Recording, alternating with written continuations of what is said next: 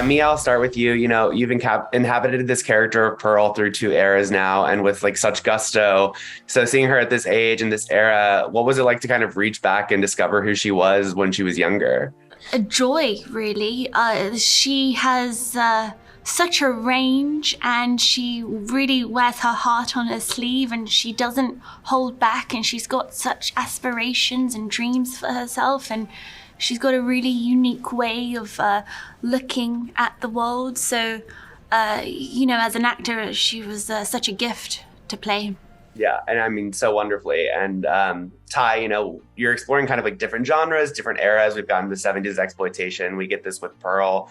You've mentioned other sequels before too. What other eras are you kind of interested in exploring? And how do you see Pearl's story kind of evolving from here? I don't know. I mean, it kind of depends on, where the idea takes you as far as the aesthetics are concerned. With this, we had made X, and it was a lot about how filmmaking affected those characters, and at the time it was this sort of 70s Americana independent auteurish filmmaking combined with like exploitation filmmaking and whatnot. And when we talked about young Pearl, we were thinking about this more like wondrous, magical filmmaking, and like the sort of magic of the movies, which led to that sort of Hollywood golden age of cinema type thing. So depending on what the story is, and if we were to make another movie about Pearl where we picked up in her life, it would have to relate to what her emotional journey is more than anything else.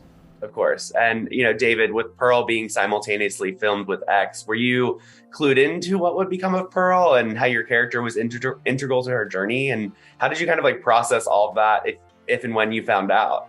Well, I did. I think I read the script of X just before we started shooting Pearl, which was, I think, mostly just fun to see the range of what Ty and Mia were exploring. And as far as how it impacted our work together, the playing the role of the person who sort of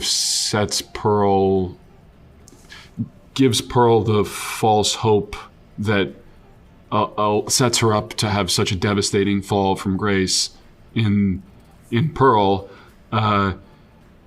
Just interesting to see how casual it is and how the projectionist does not think that he is screwing up this young woman's life at all. I mean, let alone eventually sort of inadvertently and indirectly causing the deaths of all these other people in X years later.